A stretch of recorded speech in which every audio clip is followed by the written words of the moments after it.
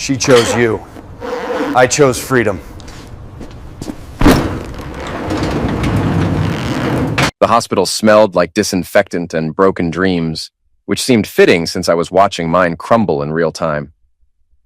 My wife Elise sat beside me in the emergency room waiting area, mascara streaking down her cheeks like war paint, clutching her phone like it was a lifeline to salvation. "Nick, please, you have to understand," she whispered, her voice cracking. "Brent was in an accident. I had to come." I stared at the fluorescent lights buzzing overhead, counting the dead flies trapped inside the plastic covers. Seemed like a metaphor for something, but I was too tired to figure out what. "Your ex-boyfriend from college calls you at midnight and you drop everything to rush here," I said, my voice flat as a tire on gravel. "Yeah, that's totally normal married behavior. It's not like that. Save it."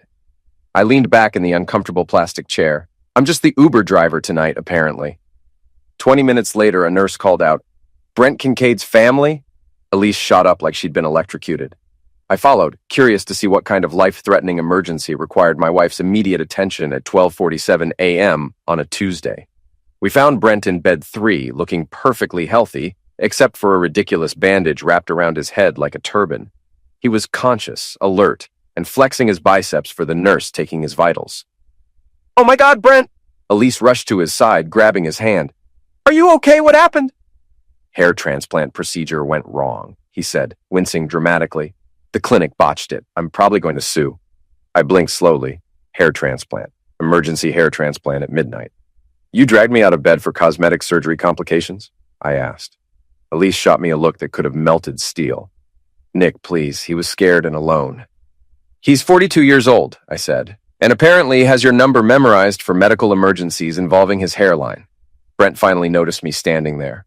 "Oh, hey, Nick. Thanks for bringing her." "Don't mention it," I said. "Really, don't." I watched my wife fuss over this gym rat moron with his perfectly sculpted abs and his botched hair plugs, and something cold settled in my chest. Not anger. Anger was hot and messy. This was different. This was clarity. "I'm going home," I announced. "Nick, wait," Elise started. "Take your time," I said. "Really, take all the time you need." I walked out of that hospital and drove home to our split-level house on Maple Street, the one we'd bought 3 years ago when we still pretended to be happy. I went straight to our bedroom and started packing. Shirts, jeans, work boots, my toolbox from the basement. Everything that mattered to me fit in 2 duffel bags, which should have been depressing, but felt liberating instead. I left a note on the kitchen counter. "Don't worry about me. You've got Brent to take care of now. I'll be at the shop." Then I drove to Harlan's Auto Repair, the business I'd built from nothing over the past 8 years. Ray Martinez was there, working late on a transmission rebuild. Ray was my right-hand man, an ex-con who'd done 3 years for armed robbery and came out determined to go straight. He was better with engines than anyone I'd ever met, and loyal as a guard dog. "Boss?" Ray looked up from the engine bay, wiping grease off his hands. "What are you doing here this late?" "Moving in temporarily," I said, dropping my bags on the office floor. "Got a couch I can crash on?" Ray didn't ask questions. That was one of the things I liked about him. "Sure thing. Want a beer?" "Make it 2. We sat in the garage bay, drinking Budweiser and listening to the radio play classic rock. I told Ray about the hospital, about Brent, about the whole pathetic situation.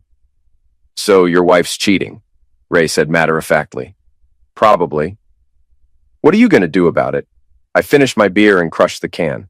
"I'm going to find out exactly what I'm dealing with, then I'm going to handle it." "Need help?" "I might," Ray nodded.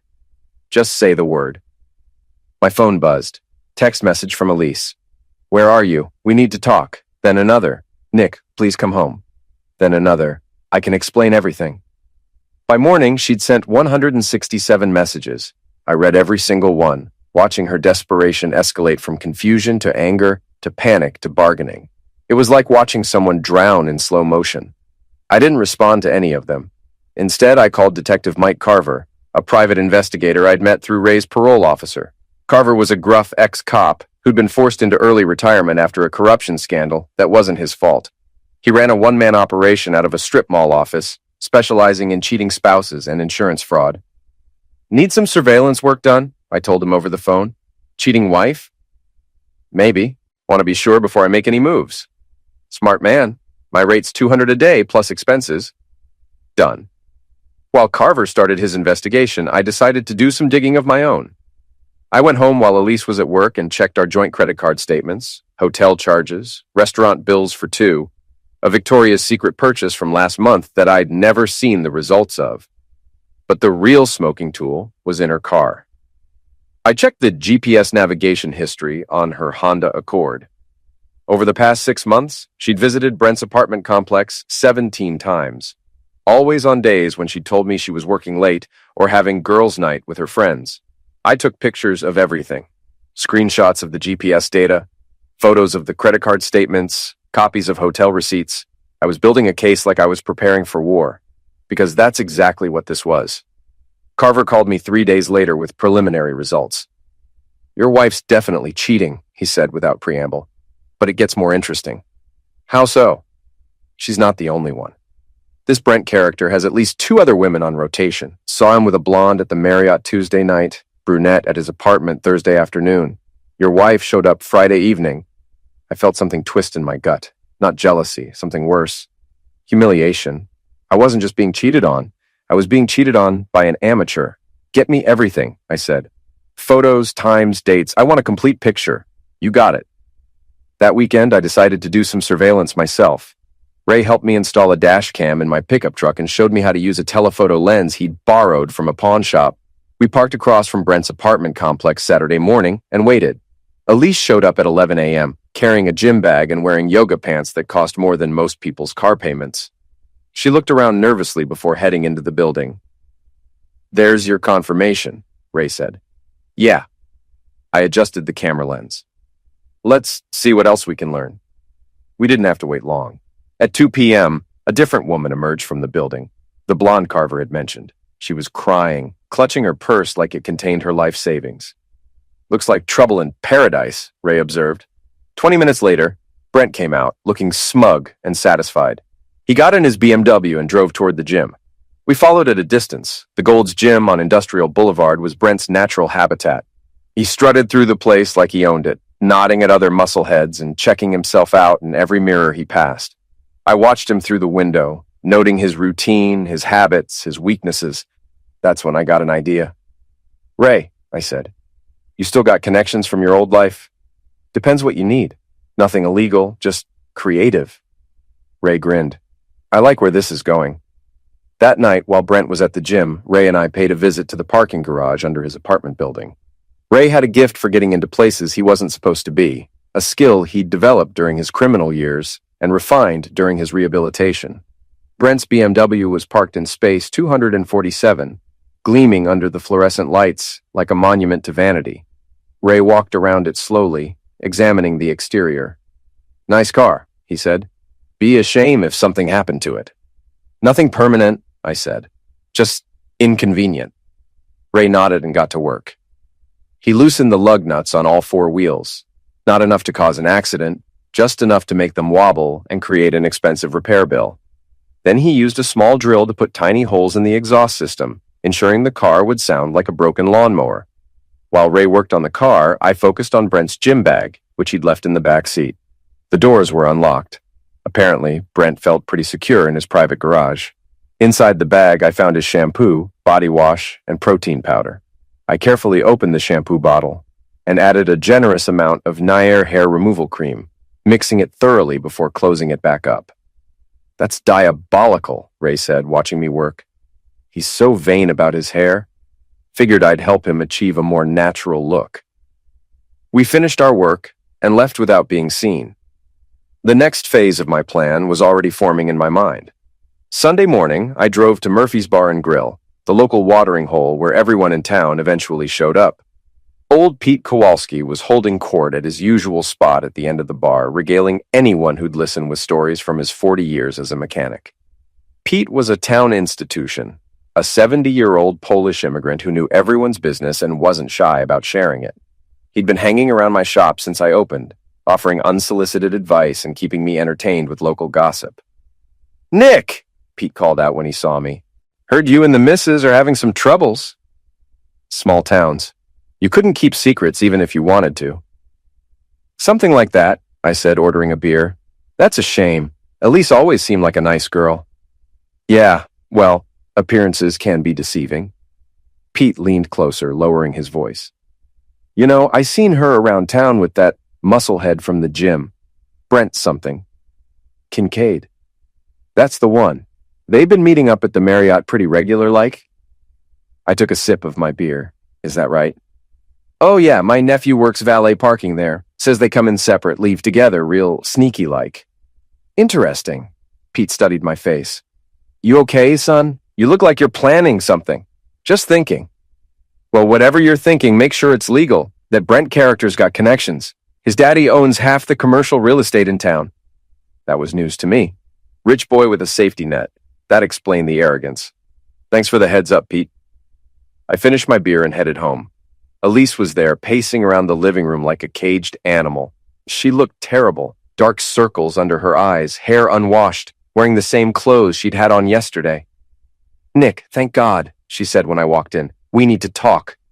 Do we? Yes, this whole situation has gotten completely out of hand. I know you're upset about the hospital thing, but you're overreacting. I sat down on the couch and looked at her. Really looked at her. When had she become a stranger? 17 times, I said. What? You've been to Brent's apartment 17 times in the past 6 months. I checked your GPS history. The color drained from her face. Nick, I can explain. I'm sure you can.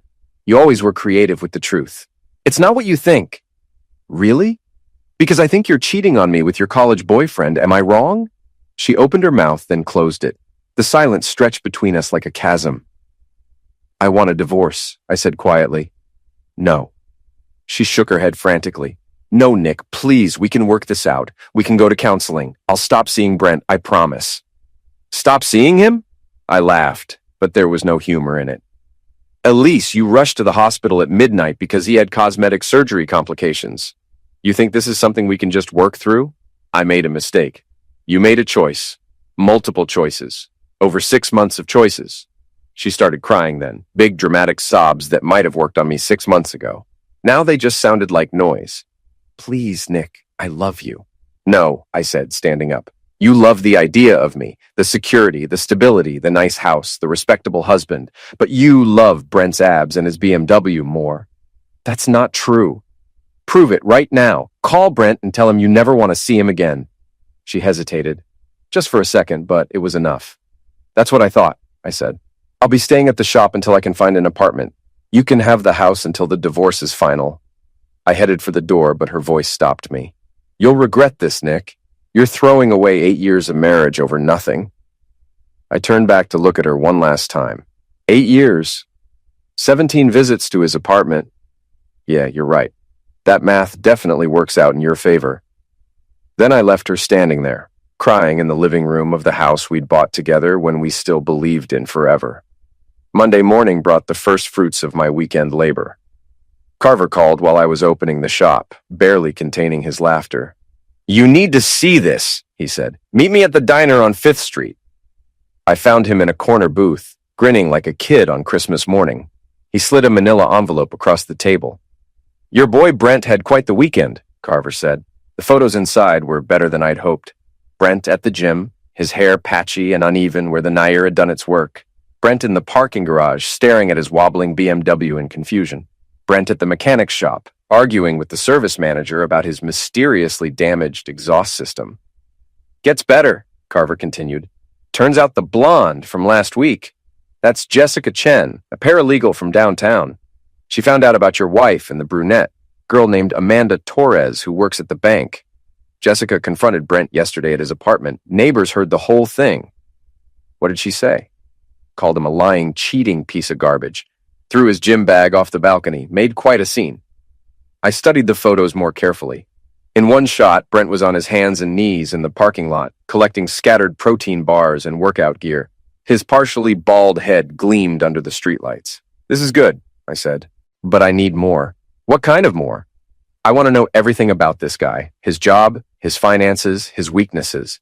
If he's juggling 3 women, he's probably cutting corners somewhere else too. Carver nodded. I'll dig deeper. Might take a few days. Take all the time you need. I'm not going anywhere. That afternoon, Elise showed up at the shop. She looked better than she had yesterday. showered, dressed professionally, makeup carefully applied. She was trying to project strength, but I could see the desperation underneath. "Nick, we need to discuss this rationally," she said, standing in the doorway of my office. Ray looked up from the engine he was working on, wrench in hand. "Want me to handle this, boss?" "It's fine, Ray. This won't take long." Elise stepped inside, closing the door behind her. "I've been thinking about what you said yesterday. And? You're right, I made mistakes. But marriage is about forgiveness, isn't it? About working through problems together?" "Some problems, sure.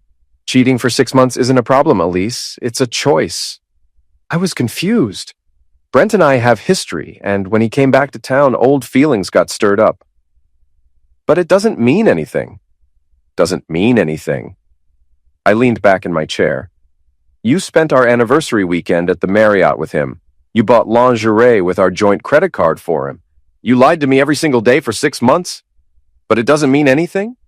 Her composure cracked slightly. "How do you know about the hotel?" "I know about everything, Elise. The question is, what are you going to do about it?" "I'll end it with Brent. Today. Right now, if you want." "Too late." "What do you mean, too late?" I opened my desk drawer and pulled out a business card. "I've already filed for divorce. You'll be served papers tomorrow." "You can't be serious." "Dead serious." She stared at the card like it was a death warrant. "I won't make this easy for you." "I didn't expect you to." "I'll fight for half of everything. The house, the business, your savings. I'll take you for everything you're worth." "Good luck with that." I stood up and opened the door. "Now get out of my shop." She left, but not before throwing me a look that promised war. That evening, I met with my lawyer, Sarah Mitchell, a sharp woman in her 50s who specialized in divorce cases. She reviewed the evidence I'd gathered, the GPS data, credit card statements, hotel receipts, Carver's surveillance photos. "This is excellent documentation," she said. "With evidence this clear, she won't have much leverage in the settlement." "What about her threat to go after the business?" "The shop was established before your marriage, and you can prove you built it with your own capital and labor. She might be entitled to some appreciation in value, but she can't touch the core business." "And the house?" "Joint asset, so you'll probably have to split the equity. But given her infidelity, we might be able to negotiate a more favorable arrangement." I felt some of the tension leave my shoulders. "So I'm not going to lose everything?" "Not even close. She's the one who should be worried." The next morning, Ray arrived at the shop with interesting news. "Remember how you wanted to know more about Brent's situation?" "Yeah." "Turns out my cousin works IT at Morrison Financial, where Brent's got his day job. Says the guy's been using company equipment for some kind of side business. Cryptocurrency mining or something." "That's against company policy, I'm guessing." "Big time. They've been trying to figure out why their network's been running slow. If someone happened to tip them off about what's causing it." I smiled. "That would be unfortunate for Brent." "Real unfortunate." "Your cousin have any way of documenting this?" "He might, for the right price. Make it happen." While Ray worked his connections, I decided to pay a visit to Murphy's Bar. It was happy hour, and the place was packed with the usual crowd of construction workers, office drones, and retirees. Perfect for spreading some carefully selected information. I found Pete at his usual spot, already 3 beers deep and holding court with a group of younger guys from the construction crew. "Nick," Pete called out. "How you holding up, son?" "Better every day," I said, ordering a beer. "Turns out divorce might be the best thing that ever happened to me." "That's so?" "Yeah. Found out some interesting things about my wife's boyfriend. Guy's a real piece of work." The construction guys perked up. Nothing they liked better than gossip about rich people behaving badly. "What kind of things?" asked Tommy Brennan, a roofer I'd done some work for. "Well, turns out he's not just cheating on his girlfriend with my wife. He's got at least 3 women on the hook. Real classy operation he's running." "No kidding?" "Gets better. Guy's so vain, he had hair transplant surgery and botched it. Now he looks like he stuck his finger in an electrical socket." The group erupted in laughter. I pulled out my phone and showed them one of Carver's photos. Brent at the gym with his patchy, uneven hairline. "Jesus," Tommy said. "What happened to him?" "Bad reaction to the procedure, I heard. Might be permanent." The photo got passed around the group, generating more laughter and commentary. By the time I left the bar an hour later, I knew the story would be all over town by morning. Sure enough, my phone started buzzing with calls and texts from people who'd heard various versions of the tale. The details got more elaborate with each retelling. By noon, the story had evolved into Brent being caught in bed with two women simultaneously while his hair fell out in clumps. Small towns were beautiful things when they worked in your favor. That afternoon, Elise called, furious. "What did you do to Brent?" "I have no idea what you're talking about." "His hair! Someone sabotaged his shampoo!" "That's terrible, really tragic. Guy's already not much to look at." "This isn't funny, Nick. And now people are spreading rumors about him all over town." "Rumors? What kind of rumors?" "You know exactly what kind. About him cheating, about his appearance, about everything." "Well," I said, "if they're just rumors, I'm sure he has nothing to worry about." She hung up on me. An hour later, Brent himself showed up at the shop. He looked even worse in person than in the photos. His hair was patchy and uneven, with bald spots scattered across his scalp like a diseased lawn. He'd tried to cover it with a baseball cap, but the damage was still visible. "We need to talk," he said, trying to project authority despite looking like a cancer patient. Ray stepped up beside me, wiping his hands on a rag. "Everything okay, boss?" "Fine, Ray. Mr. Kincaid was just leaving." "I'm not going anywhere until we settle this," Brent said. "Settle what?" "You know what you did? The car, the hair, the rumors, this ends now." I looked him up and down slowly. "You know what, Brent? You're absolutely right. This does end now." "Good. I'm glad we understand each other." "Oh, we do. See, I've been thinking about this whole situation and I realized something important." "What's that?" "You're not worth the effort." Brent blinked, confused. "What?" "You heard me. You're a pathetic middle-aged man-child who has to juggle multiple women because no single woman can stand you for very long. You're not my competition, Brent. You're my wife's punishment." His face flushed red. "You son of a—" "Careful," Ray said, stepping forward. "This is private property." Brent looked at Ray, then back at me. For a moment, I thought he might actually try something stupid. Instead, he turned and walked away, muttering threats under his breath. "That guy's going to be trouble," Ray observed. "Let him come," I said. "I'm just getting started." The next week brought a cascade of beautiful disasters for Team Adultery. Carver's investigation had uncovered a treasure trove of information about Brent's business dealings, and Ray's cousin had delivered detailed documentation of the cryptocurrency mining operation Brent was running on company equipment. I made an anonymous call to Morrison Financial's IT security department, providing them with specific details about the unauthorized mining operation, including server logs and power consumption data. They moved fast. By Thursday afternoon, Brent was called into a meeting with HR and escorted out of the building with his personal belongings in a cardboard box. The story spread through the local business community like wildfire. Brent Kincaid, the hotshot IT manager fired for stealing company resources to mine Bitcoin. His professional reputation was destroyed overnight. But the real masterpiece came courtesy of Jessica Chen, the paralegal who'd discovered Brent's three-timing operation. Apparently, she'd been busy doing her own investigation and had connected with Amanda Torres, the bank employee who was also dating Brent. Together, they'd compiled a comprehensive dossier of his lies, manipulations, and infidelities. Jessica, being a paralegal with access to legal resources and a vindictive streak, had created a detailed timeline of Brent's activities and shared it on social media. The post went viral locally, complete with photos, receipts, and screenshots of his dating app conversations with multiple women. The post was a work of art. Jessica had documented every lie Brent had told, every promise he'd broken, every woman he'd deceived. She'd even included financial records showing how he'd been using different women to pay for his lifestyle. Dinners, hotel rooms, gym memberships, even his rent. Elise's name featured prominently in the timeline, along with photos of her entering and leaving Brent's apartment. The post made it clear that she wasn't just another victim. She was a willing participant who'd helped him deceive other women while deceiving her own husband. The reaction was swift and brutal. Elise's social media accounts were flooded with comments from friends, co-workers, and acquaintances expressing shock and disappointment. Her carefully curated image as a successful marketing executive and devoted wife crumbled in real time. Her boss called her into a meeting Friday morning to discuss concerns about her judgment and professionalism. While adultery wasn't technically grounds for termination, the public nature of the scandal and its impact on the company's reputation made her position untenable. By Friday afternoon, she was cleaning out her desk. Meanwhile, Brent's situation continued to deteriorate. Without his IT job, he couldn't afford his expensive apartment. His BMW was repossessed when he missed 2 payments. The other women he'd been stringing along had all cut contact, leaving him isolated and broke. The patchy hair situation had gotten worse, not better. Whatever reaction he'd had to the Nair had caused permanent damage to his follicles. He'd tried to fix it with more surgery, but that had only made things worse. Now he looked like he'd been attacked by a weed trimmer. Saturday evening, I was at Murphy's bar celebrating my freedom with Ray and Pete when Elise walked in. The entire place went quiet. She'd become local entertainment, and everyone wanted to see what she'd do next. She spotted me at the bar and walked over, her heels clicking on the wooden floor like a countdown timer. She looked haggard despite her expensive clothes and professional makeup. The stress was eating her alive. "Nick," she said, trying to sound casual, "can we talk privately?"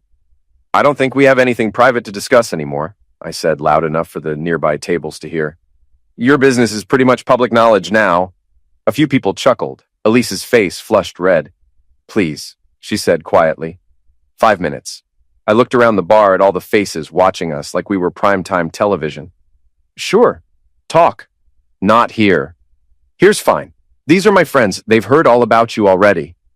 She glanced around nervously, realizing she was trapped. "I lost my job." "I heard. Shame about that." "They said it was due to reputation concerns." "That's not legal, Nick. I could sue them." "You could try.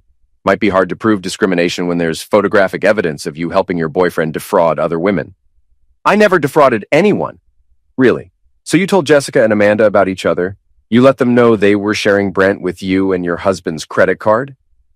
The bar had gone completely silent now. Everyone was listening to our conversation like it was a radio drama. "That's different," she said weakly. "How?" It's complicated." "No, it's really not.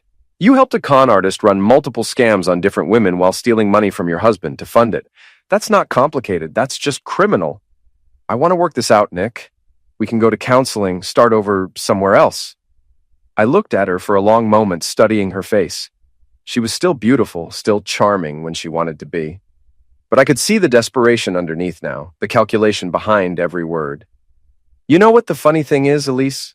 I actually might have forgiven you if you'd just been honest about it." "I can be honest now." "Too late. See, I know about the other stuff too." Her face went pale. "What other stuff?" "The credit cards you opened in my name. The money you transferred from our joint savings to your personal account. The loan you took against the house without telling me." She opened her mouth, then closed it. The bar was so quiet you could hear the ice maker cycling in the kitchen. "I was going to leave you anyway," she whispered. "I just needed time to get my finances in order." And there it was. The truth, finally. She hadn't been confused or conflicted. She'd been planning her exit strategy for months, using Brent as her escape route while systematically looting our joint assets. "I know," I said. "My lawyer found all of it. The hidden accounts, the forged signatures, the fraudulent loan applications. You're not just a cheater, Elise. You're a thief." The color drained completely from her face now. "Nick, please. The best part, all of that financial fraud you committed, that's going to make the divorce real simple. See, when one spouse commits felony theft against the other, they forfeit their claim to joint assets. You can't prove. Actually, I can. Bank records, signature analysis, digital forensics. My lawyer has everything." She stood there for a moment, swaying slightly, looking like she might faint. Then she turned and walked out of the bar without another word. The place erupted in conversation as soon as the door closed behind her. I finished my beer and headed home to my new apartment, feeling lighter than I had in months. Monday morning brought the final piece of the puzzle. Carver called with news that Brent had been arrested for check fraud. Apparently, he'd been writing bad checks to cover his expenses since losing his job. One of them had been to his landlord, who'd pressed charges. "Guy's looking at 6 months minimum," Carver said. "Probably more if they dig into his other activities." "What about Elise?" "Your lawyer filed the fraud charges this morning. She'll be arrested by end of business today." I hung up and looked around my shop. My profitable, debt-free, wholly owned business that Elise would never be able to touch. Ray was under the hood of a Chevy, humming along to the radio. Pete was in his usual corner, reading the newspaper and offering commentary to anyone who'd listen. This was my world, my real world, and it was exactly where I belonged. That evening, I got a call from Sarah Mitchell, my lawyer. It's over, she said. Elise signed the settlement agreement. She gets nothing except her personal belongings and whatever's left in her personal accounts after she pays her legal fees. What about criminal charges?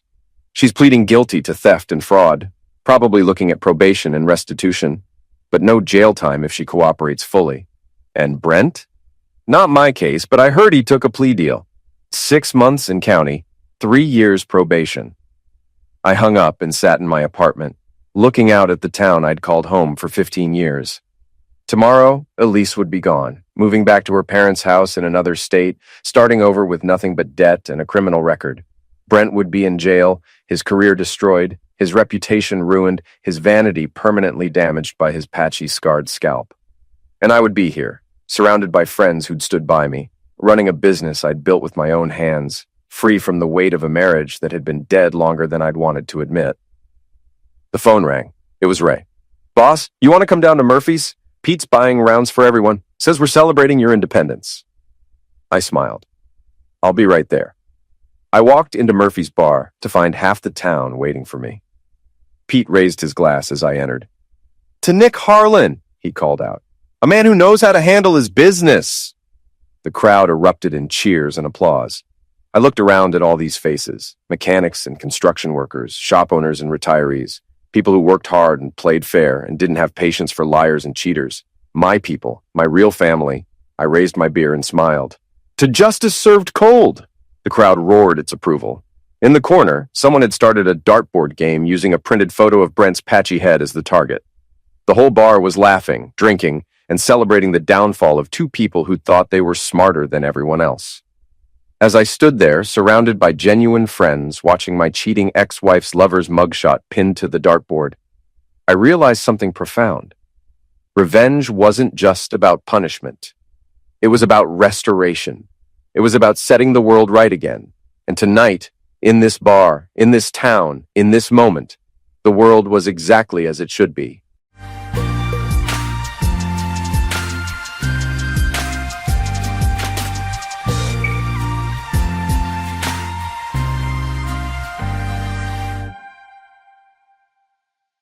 향수 한번 뿌릴까 여러분들? 향수 한번 뿌릴까 여러분들? 예, 지금 딱 이제 향수 딱 뿌리 받을 텐데 향수 한번 뿌릴까?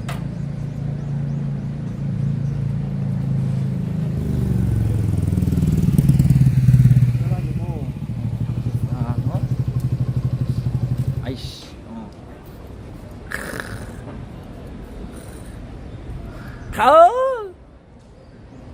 좋다.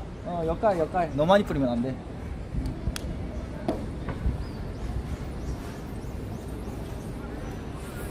요래 해가지고 됐어 딱 좋다. 정수리는 안 뿌리냐고. 머리 감았어 머리 냄새 안 나요. 오늘 린스까지 했다. 예, 나 린스 안 하거든.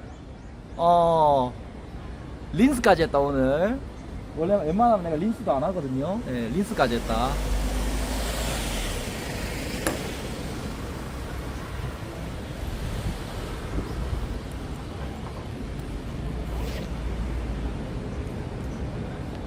철도 철미해 오늘.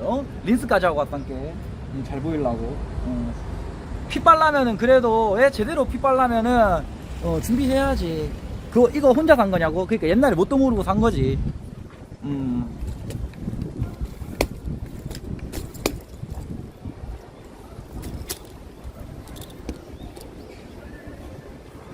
그러니까 내가 옛날엔 특이한 거 좋아했거든. 옷을. 예, 그래가지고 옛날에 이런 거 많이 샀어. 특이한 거. 맞지. 오늘 같은 날 딱 쓰면서 있잖아. 약간 이거는 이제 뭐 여캠 만나러 갈 때나 그 좀 방송 재밌게 할 때, 컨셉 잡을 때, 그럴 때 입으면 딱 좋은 거야 사실은.